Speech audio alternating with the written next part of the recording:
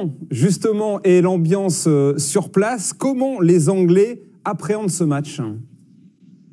Bonsoir Laurent, bonsoir à tous. Tout simplement, beaucoup de peur. Franchement, les Anglais tremblent. Les Anglais sont en doute dans leur leadership, essayent de changer. Ils ont mis 2-3 touches un petit peu nouvelles pour cette composition d'équipe. Mais Antoine Dupont, qu'on a vu il y a quelques secondes, et toute sa bande, ils font peur maintenant. C'est vraiment les terreurs européennes. Donc, et on sait que l'équipe de France a le vent en poupe. L'équipe de France est pleine de confiance. Elle a peut-être tremblé dans son organisation dans les quelques dernières semaines, mais en tout cas, on sait que l'unité au sein du groupe est là, le talent est là, la dynamique est là, les blessés sont de retour.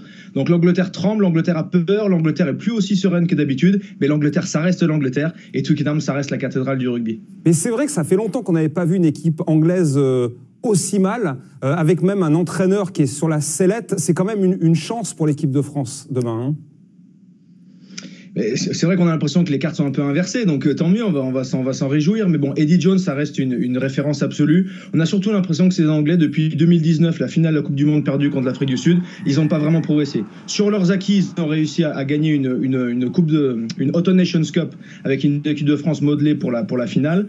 Mais entre-temps, il y a une défaite quand même historique contre l'équipe d'Écosse. Il y a évidemment une énorme défaite au Pays de Galles. Et maintenant, il y a l'équipe de France qui arrive et qui, elle, pour le coup, a le vent en poupe, est dans une dynamique extrêmement positive.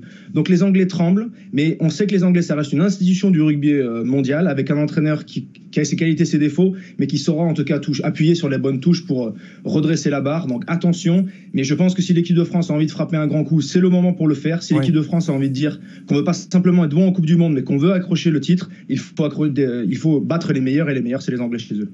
Merci beaucoup Benjamin, et on espère que toutes les polémiques, tout l'épisode Covid sera vraiment derrière les Bleus à partir de demain.